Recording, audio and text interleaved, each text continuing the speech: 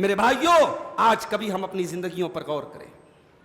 آج ہماری زندگی میں کتنی چیزیں ایسی ہیں جو اللہ کے ذکر سے ہمیں روک رہی ہیں. کبھی یہ موبائل اللہ کے ذکر سے روک رہا ہے، کبھی ہماری تجارت اللہ کے ذکر سے روک رہی ہے، کبھی ہمارے دنیا کے فضول کام اللہ کے ذکر سے روک رہے ہیں. ہر وہ چیز جو انسان کو اللہ کے ذکر سے روکے وہ انسان کے لیے فتنہ ہے، آزمائش ہے، اور انسان کو ہمیشہ اس آزمائش سے بچنا چاہیے. میرے پیارے بھائیوں، آج بھی قرآن کے اندر وہ خوبی ہے. شیخ سدیس قرآن پڑھ رہے ہیں، شیخ شریم قرآن پڑھ رہے ہیں. کبھی آپ شیخ شریم تو اس وقت امامت سے انہوں نے استعفیٰ دے دیا، شیخ سدیس تو ابھی بھی موجود ہیں. آپ ان لوگوں کی قرآن کی تلاوت کو آپ موبائل پہ لگا کے میرے بھائیوں سنو. اللہ کی قسم، عربی زبان آپ کو آتی ہو یا نہ آتی ہو، جب یہ رقت کے ساتھ قرآن کو پڑھتے ہیں، ہمارے ان بھائیوں کو جن کو عربی زبان نہیں آتی ہے، جن کو ایک لفظ بھی قرآن کا سمجھ میں نہیں آتا ہے، میرے بھائیوں یہ قرآن کا اثر ہے کہ ان کے بھی رونگٹے کھڑے ہو جاتے ہیں، ان کی بھی آنکھوں سے آنسو بہنے لگتے ہیں.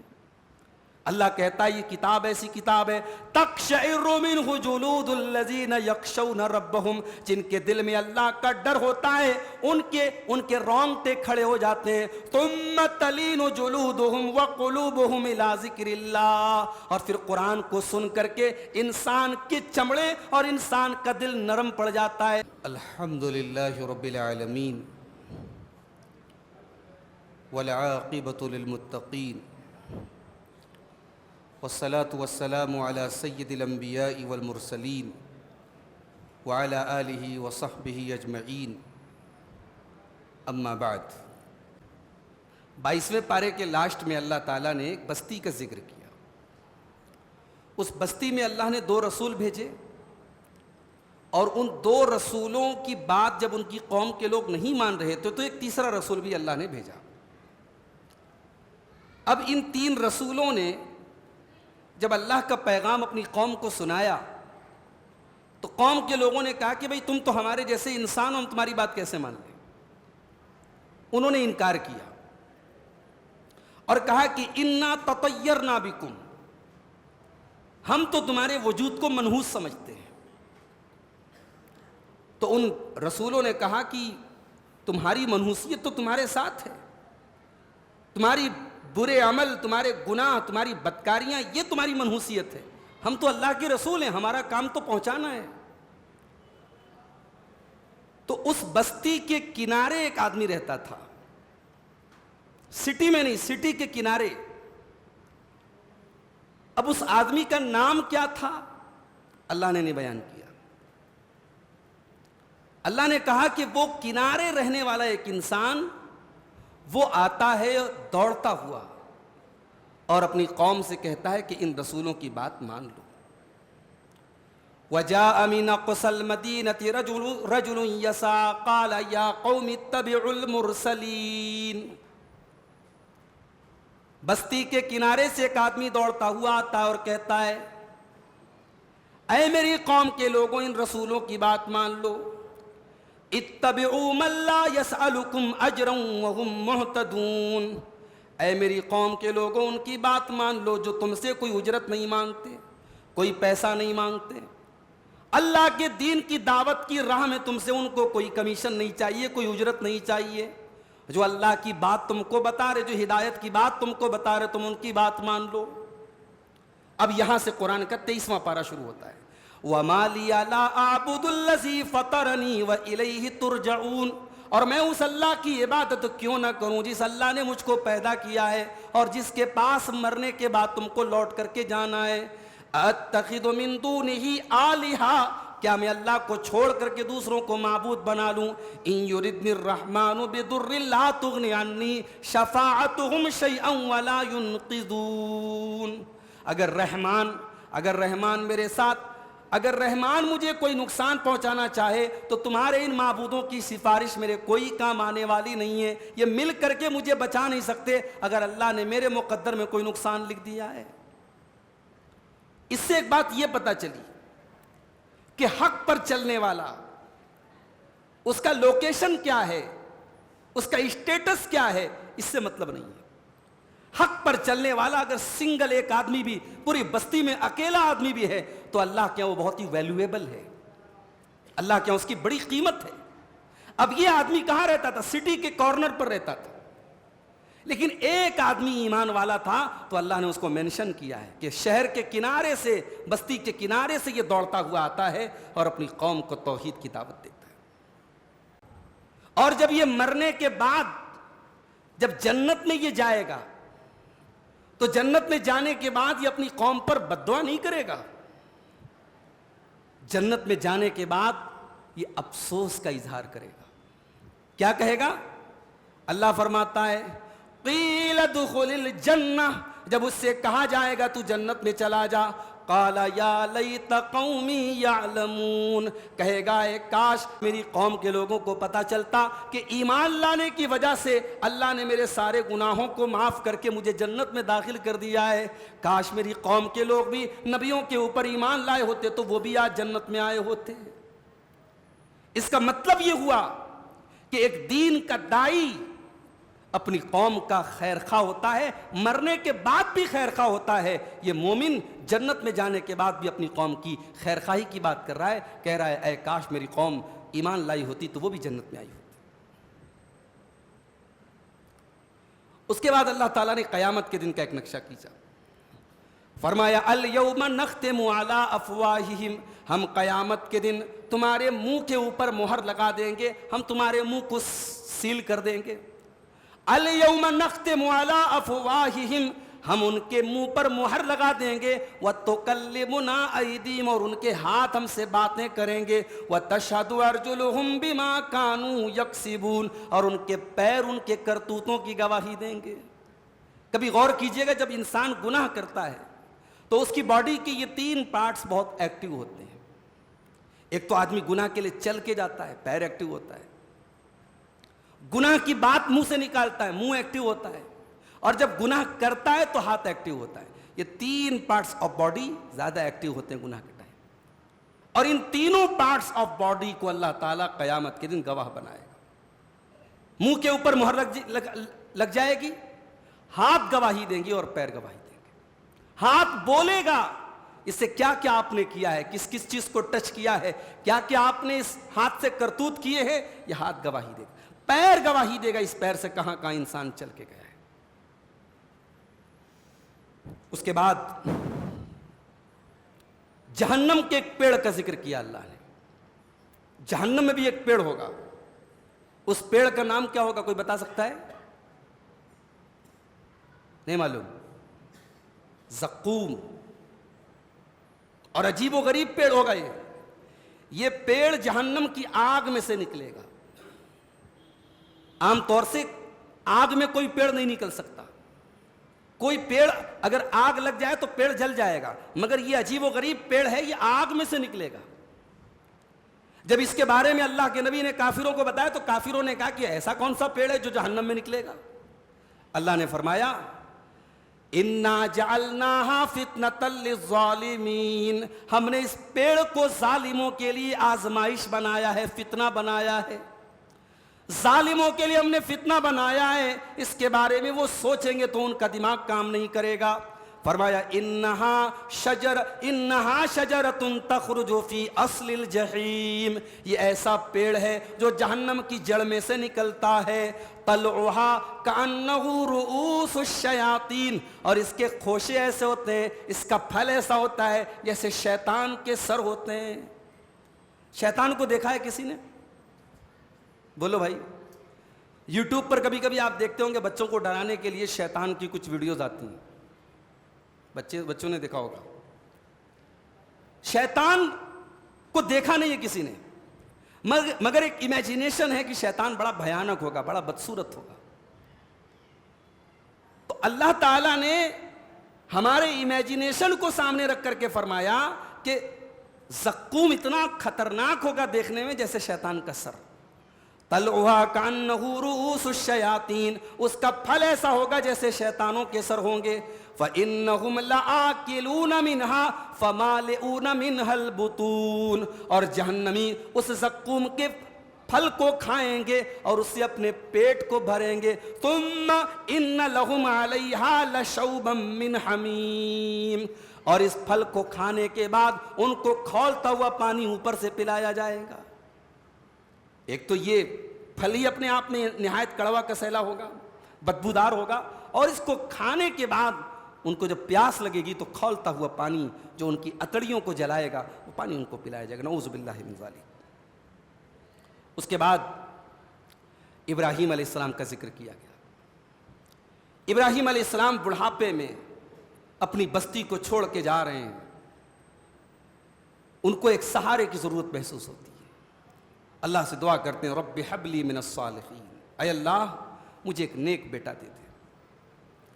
اللہ نے ان کو نیک بیٹا دیا. فبشرناہ بغلام حلیم, اللہ نے کہا کہ جاؤ ہم تمہیں اسماعیل کی شکل میں ایک حلیم بیٹا دیتے ہیں. حلیم کس کو بولتے ہیں؟ حلیم کہتے ہیں اس انسان کو جس کے اندر پیشنس بہت زیادہ ہو, برداشت کا مادہ بہت زیادہ ہو, جس کے اندر تحمل ہو. ایک انسان ہوتا ہے نا جذباتی ہوتا ہے, ایموشنل, ذرا سا کسی نے کچھ کہہ دیا بس خلاص بات ختم. اور ایک آدمی ہوتا ہے نہیں, اس کے اندر تحمل بہت ہوتا ہے. اس کو معلوم ہوتا ہے مجھے یہ کام کرنا ہے, یہ کام صحیح ہے, زمانہ کیا کہہ رہا ہے, ایک طرف لوگوں کی باتوں کو سنتا ہے, برداشت کرتا ہے, مگر صحیح کام کرتا چلا جاتا ہے. اس کو کہتے ہیں حلیم. اللہ نے کہا کہ ہم نے ابراہیم کو حلیم بیٹا دیا, تحمل والا, برداشت والا, پیشنس والا بیٹا دیا. فلما بلغ معه السعي قال یا بنی, جب وہ بیٹا اپنے باپ کے ساتھ دوڑنے کے قابل ہو گیا, 12-13 سال کا, 14 سال کا, جب ٹین ایجر ہو گیا, جب جوان ہونے لگا, باپ کا سہارا بننے کے قابل ہو گیا, حضرت ابراہیم علیہ السلام اپنے اس جوان بیٹے سے کہتے ہیں یا بنیا, اے میرے بچے, انی ارا فی المنامی, میں خواب میں دیکھتا ہوں, انی اذبحک, کہ میں تجھ کو ذبح کر رہا ہوں, فانظر ماذا تری, تو بتا تیری کیا رائے ہے. اللہ تعالیٰ نے 3 دن لگاتار حضرت ابراہیم کو خواب دکھایا کہ وہ اپنے ہاتھ سے اپنے بیٹے کو ذبح کر رہے ہیں, بیٹے کے گلے پہ چھری چلا رہے ہیں. ابراہیم علیہ السلام سمجھ گئے, کیونکہ وہ نبی تھے, اور نبی کو جو خواب دکھایا جاتا ہے وہ سچا ہوتا ہے. وہ سمجھ گئے کہ اللہ تعالیٰ میری زندگی کا ایک اور بہت بڑا امتحان لینا چاہ رہا ہے, مجھے اپنے جوان بیٹے کو قربان کرنا پڑے گا. اب حضرت ابراہیم چاہتے تو اپنے بیٹے کو پکڑ کے ذبح کر سکتے تھے, مگر وہ یہ بھی دیکھنا چاہتے تھے کہ میں تو تیار ہوں اس امتحان کے لیے, میرا بیٹا تیار ہے کہ نہیں.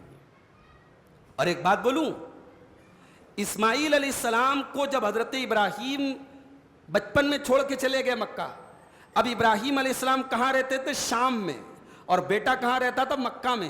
ابراہیم علیہ السلام کبھی کبھی آتے تھے. تو اس بچے کی پرورش اگر صحیح معنی میں آپ پوچھیں تو کس نے کی تھی؟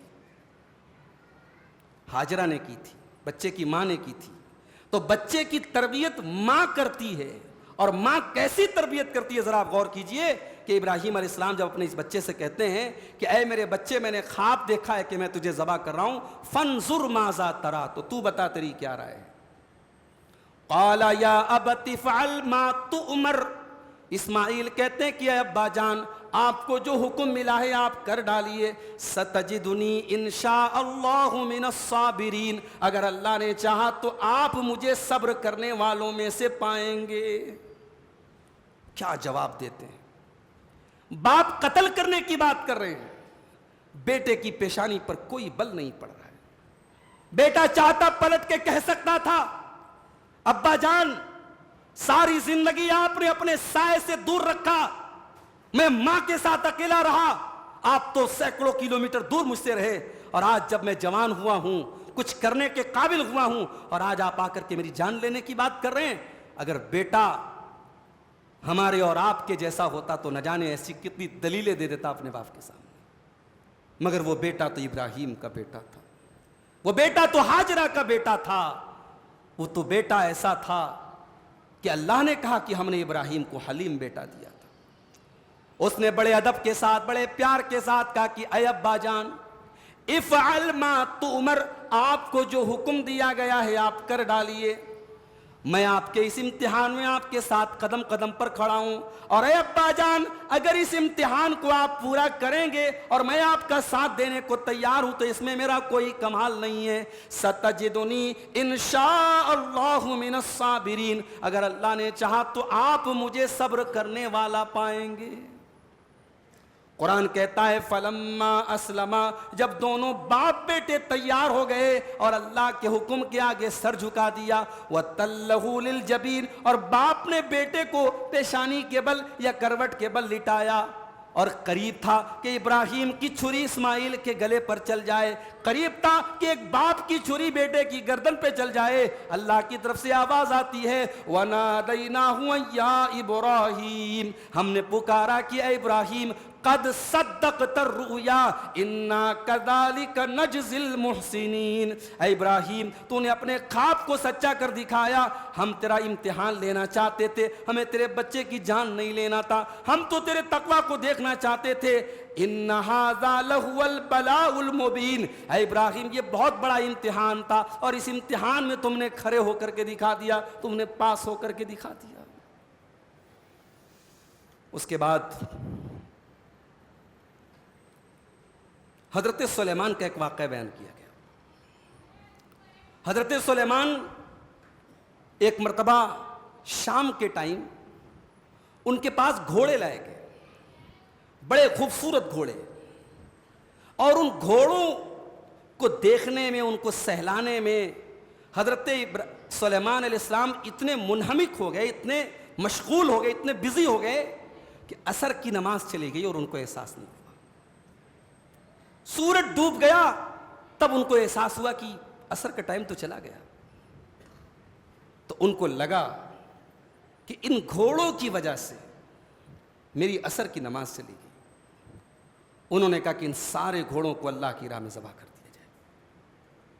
ویسے آپ کی نالج کے لیے بتا دوں کہ گھوڑا حلال ہے اسلام کے اندر، گھوڑے کا گوشت کھایا جا سکتا ہے، اللہ کے رسول کی صحیح حدیثیں موجود ہیں۔ تو حضرت سلیمان علیہ السلام نے ان تمام گھوڑوں کو اللہ کے حکم سے ذبح کروا دیا۔ آئیے وہ آیت کریمہ دیکھتے ہیں۔ وَوَهَبْنَا لِدَاؤُودَ سُلَيْمَانَ، ہم نے داؤد کو سلیمان عطا فرمایا۔ نِعْمَ الْعَبْدُ إِنَّهُ أَوَّابٌ، سلیمان تو اللہ کا بڑا بہترین بندہ تھا اور بہت زیادہ اللہ کی طرف رجوع کرنے والا تھا۔ إِذْ عُرِضَ عَلَيْهِ بِالْعَشِيِّ الصَّافِنَاتُ الْجِيَادُ، شام کا ٹائم تھا اور بہترین عربی گھوڑے حضرت سلیمان کے پاس لائے گئے۔ فقال انی احببت حب الخیر، اور کہنے لگے اس مال کی محبت میں اور اس گھوڑے کی محبت میں اتنا پڑ گیا، عن ذکر ربی، کہ میں اپنے رب کا ذکر کرنا بھول گیا، حتی توارت بالحجاب، یہاں تک کہ سورج ڈوب گیا۔ ردوہا علیہ، او لوگو میرے گھوڑوں کو واپس لاؤ۔ گھوڑوں کو واپس لایا گیا۔ فطفق مسحم بالسوق والاعناق، حضرت سلیمان نے ان کی گردنوں پر اور ان کی پڈلیوں پر چھری چلانے کا حکم دے دیا، ان تمام کے تمام گھوڑوں کو ذبح کرنے کا حکم دے دیا۔ اس کا مطلب یہ ہوا کہ سلیمان علیہ السلام کی نظر میں چند منٹ کے لیے اگر وہ گھوڑے اللہ کے ذکر کی راہ میں رکاوٹ بن گئے تو حضرت سلیمان نے ان گھوڑوں کو اپنے پاس رکھنا گوارا نہیں کیا، ان کو اللہ کی راہ میں قربان کر دیا۔ میرے بھائیوں، آج کبھی ہم اپنی زندگیوں پر غور کریں۔ آج ہماری زندگی میں کتنی چیزیں ایسی ہیں جو اللہ کے ذکر سے ہمیں روک رہی ہیں۔ کبھی یہ موبائل اللہ کے ذکر سے روک رہا ہے، کبھی ہماری تجارت اللہ کے ذکر سے روک رہی ہے، کبھی ہمارے دنیا کے فضول کام اللہ کے ذکر سے روک رہے ہیں۔ ہر وہ چیز جو انسان کو اللہ کے ذکر سے روکے وہ انسان کے لیے فتنہ ہے، آزمائش ہے، اور انسان کو ہمیشہ اس آزمائش سے بچنا چاہیے۔ حضرت سلیمان نے یہی سبق دیا ہے میرے بھائی۔ اس کے بعد قرآن کریم کی چند کوالٹیز اللہ نے بیان کی کہ قرآن کیسی کتاب ہے۔ فرمایا اللہ نزل احسن الحدیث، اللہ نے ایسی کتاب اتاری ہے جو احسن الحدیث ہے، جو سب سے بہترین کلام ہے۔ حدیث کہتے کلام کو۔ ہم لوگ اپنے آپ کو جو اہل حدیث بولتے ہیں نا، بعض لوگ کہتے ہیں یار یہ لوگ اپنے آپ کو اہل حدیث کیوں بولتے ہیں، اہل قرآن کیوں نہیں بولتے، کیا صرف حدیث کو مانتے قرآن کو نہیں مانتے؟ بھائی صاحب، قرآن کا بھی نام حدیث ہے۔ حدیث عربی میں کہتے کلام کو، گفتگو کو، تو حدیث رسول بھی حدیث ہے اور اللہ کا کلام بھی حدیث ہے۔ یا قرآن کو اللہ کہہ رہا ہے احسن الحدیث، قرآن سب سے بہترین حدیث ہے۔